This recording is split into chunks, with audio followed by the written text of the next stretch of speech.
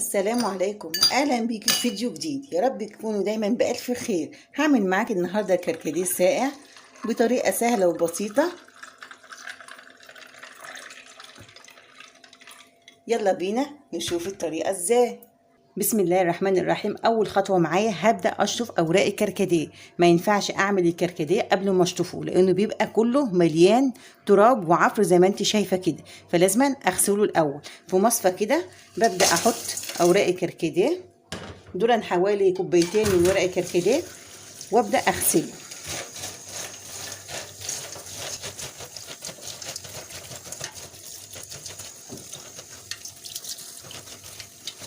وبعد كده في حله على النار فيها ميه سخنه ببدا انزل باوراق الكركديه واسيبها بقى تغلي مع الميه كده حوالي غلوتين. تمام كده.